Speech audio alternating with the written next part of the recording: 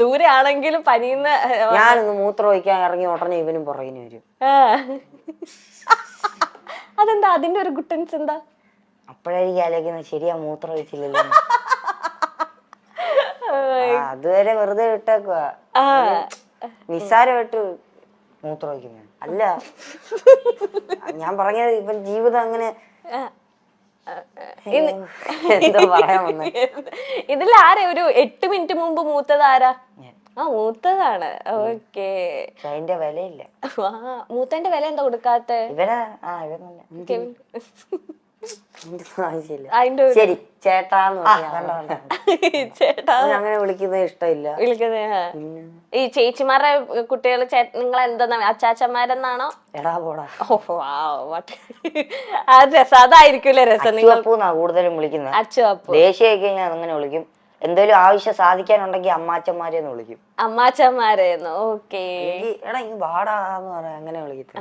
അമ്മാച്ചന്മാര് മറ്റേ കോട്ടയം സൈഡിലല്ലേ? ഓക്കെ. ഈ ചേച്ചിമാരെന്ന് പറഞ്ഞാലും നിങ്ങളെക്കാളും കുറച്ചധികം ഏജ് ഡിഫറൻസ് ഉള്ളവരാണ്. ഇതാ ഒരുമിച്ചൊക്കെ പറഞ്ഞു. അതെ, നല്ല പ്രായമുണ്ട്.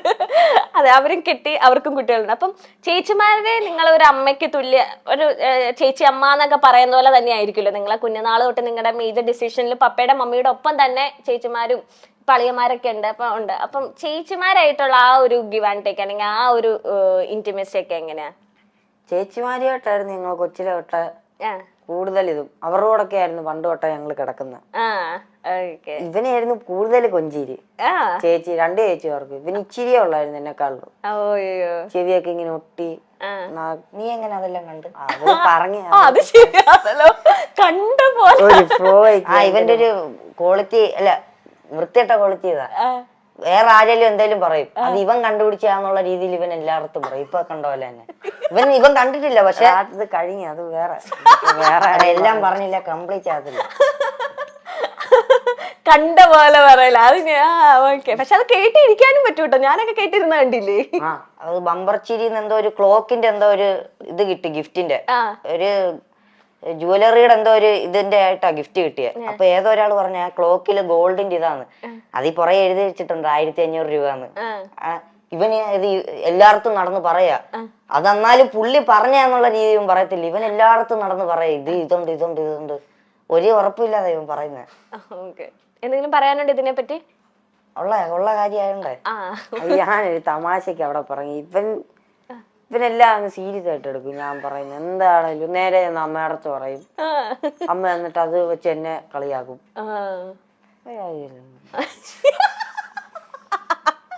ഓക്കെ. നമ്മൾ പറഞ്ഞു തന്നത് ചേച്ചിമാരെ ഏറ്റവും കൂടുതൽ കൊഞ്ചിച്ചോണ്ടിരുന്ന കെവിനെ ആയിരുന്നു. 2 ചേച്ചിമാരും. അതെ അതെ അതെ. ചേച്ചിമാരുടെ സ്റ്റോറിയില് ഇവനെ പറ്റി പറഞ്ഞിട്ടില്ല. എന്നെ കൊഞ്ചിക്കൊക്കെ ചെയ്യും. ഇവൻ അടുത്ത് ചെല്ലാറില്ല. അങ്ങനല്ല, കൊച്ചിലെ കണ്ടു പറയാറുണ്ട് ഓടെ കിട്ടിയതാണ്. ഓടെ കിട്ടിയേ നിങ്ങൾ ഐഡന്റിക്കൽ ട്വിൻസ് അല്ലേ? അയ്യോ, അപ്പൊ ഞാനും ഓടെ. നമുക്ക് ഇത് കഴിഞ്ഞിട്ടൊക്കെ ചോദിക്കാം നമുക്ക്. ഓക്കെ, കണ്ടിന്യൂ കേട്ടോ, കൊച്ചിന് ഫ്ലോ കളയണ്ട. അതായത് ഇപ്പോഴും എന്തേലും വാങ്ങിക്കാനുണ്ടെ തന്നെ ഞങ്ങൾ ചേച്ചിമാരോടായിരിക്കും ചോദിക്കുന്നത്, ഏത് വാങ്ങിക്കണം, ഏത് വേണം, ഇതിൽ ഏതാണ് വേണ്ടത്. ഇച്ചിരി കൂടെ അടുപ്പം ചേച്ചിമാരോടാ. ചേച്ചിമാര് ഭയങ്കര നിങ്ങൾക്ക് പറയുന്നതെല്ലാം ഇങ്ങനെ മേടിച്ചു തരുമോ ഇങ്ങനെ ഭയങ്കരമായിട്ട്? കാരണം 2 ചേച്ചിമാർക്ക് കിട്ടിയേക്കുന്ന 2 അനിയന്മാരാണല്ലോ. അപ്പൊ ഒരു ഫസ്റ്റ് ചൈൽഡ് പോലെ ആയിരിക്കുമല്ലോ അവർക്ക്. കല്യാണമൊക്കെ കഴിക്കുന്നതിന് മുന്നേ നിങ്ങളായിരിക്കുമല്ലോ അവരുടെ ഫസ്റ്റ് ചൈൽഡും കാര്യങ്ങളും. അപ്പൊ നിങ്ങൾ എന്ത് ചോദിച്ചാലും ആദ്യം ചേച്ചിമാര് സാധിച്ചു തരും ആഗ്രഹങ്ങളൊക്കെ? കൂട്ടിന് നിൽക്കും ഞങ്ങളുടെ എല്ലാത്തിനും. ഞങ്ങൾ കൂടുതൽ ആ സമയത്തൊക്കെ വെളിയിൽ പോണം, കറങ്ങാൻ പോണം എന്നൊക്കെ പറയാം. അപ്പൊ ഞങ്ങളെ കൂട്ടിക്കൊണ്ടവര് പോകും. കറങ്ങാനൊക്കെ ചേച്ചിമാരാണ് കൊണ്ടുപോകുന്നത്. ഇപ്പൊ ഒരു ചേച്ചി മൂത്ത ചേച്ചി ഇവിടെ പ്രായമുള്ള ചേച്ചി ഇവിടെ ഉണ്ട്. ഓക്കെ. ഇളയ നല്ല പ്രായമുള്ള ചേച്ചി വേറെ സ്ഥലത്ത് യു കെയില. നല്ല പ്രായമുള്ള യുകെയിലുള്ള ചേച്ചി എന്ന് വരും ഇനി നാട്ടില്? ഈയിടയ്ക്ക് ഒന്ന് വന്നായിരുന്നു. അത് കഴിഞ്ഞ് പോയി. ഹസ്ബൻഡും കൊച്ചും ഒക്കെ ആയിട്ട് വന്നായിരുന്നു. അവര് ഫാമിലി ആയിട്ട് UK സെറ്റിൽഡ് ആണ്. ഓക്കെ. അളിയന്മാരെങ്ങനെയുണ്ട്? അളിയന്മാരെങ്ങനെയുണ്ട്? ഞങ്ങളെക്കാളിലും അതായത് ഇപ്പൊ പിന്നെ അവര് തന്നെ എങ്ങനെയാ ഞങ്ങളെ അളിയന്മാരെന്ന് പറയുന്നത്? അവരുടെ ബന്ധുക്കാരൊക്കെ വരുമ്പോ ഓരോരുത്തർ അവരുടെ വീട്ടിൽ പെണ്ണ് കാണാനൊക്കെ ചെല്ലുമ്പോ കാണിക്കല്ലോ ഇത് പെണ്ണ്.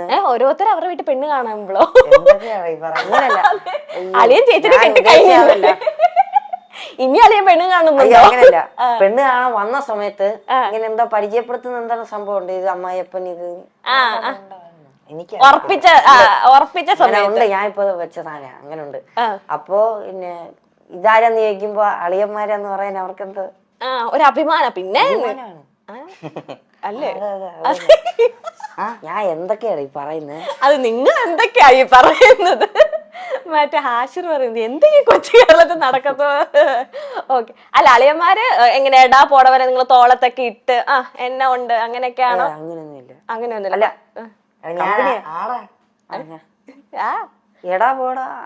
ദാറ്റ് മീൻസ് അങ്ങനെ ജോളി ആയിട്ട് റെസ്പെക്റ്റും ഉണ്ട് എന്നാ എല്ലാം പറയാൻ പറ്റുന്ന ചേച്ചിമാരെ പോലെ തന്നെ എല്ലാം പറയുന്നുണ്ട്. ഈ ചേച്ചിയും പപ്പയും അമ്മയും ഒന്നും അറിയാതെ നിങ്ങൾ രണ്ടുപേരും അളിയന്മാരും നടത്തിയ എന്തെങ്കിലും കുസൃതികളുണ്ടോ?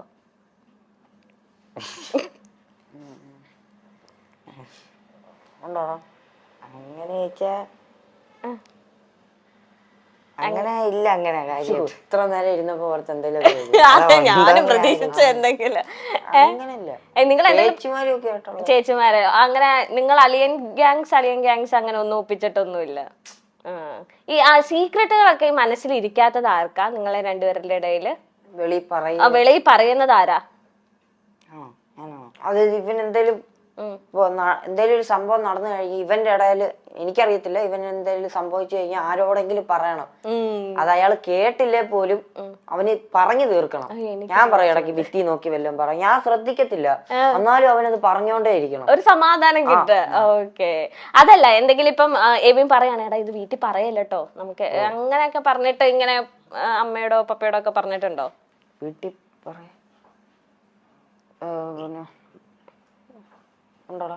ഇല്ല, അങ്ങനില്ല. ഈ പറഞ്ഞ പോലെ തന്നെ എനിക്ക് ഒളിപ്പിക്കാൻ അറിയത്തില്ല രഹസ്യം. അല്ല, രഹസ്യങ്ങൾ അങ്ങനെ ഇല്ല. അതുകൊണ്ടാ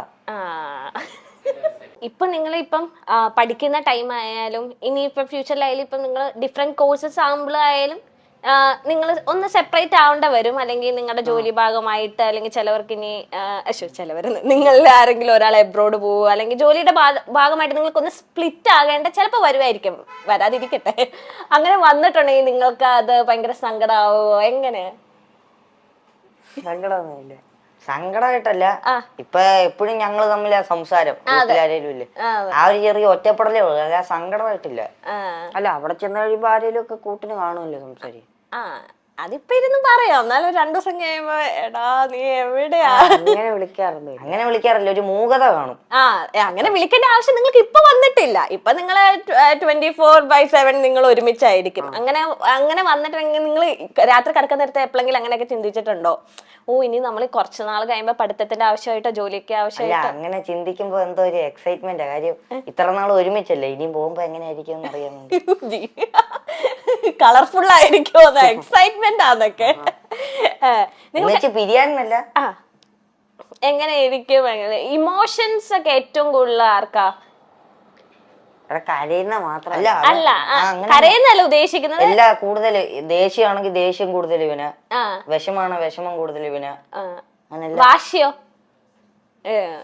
എല്ലാ ഇമോഷൻസും നിങ്ങൾ എബിനാണ് ഏറ്റവും കൂടുതൽ അല്ലേ?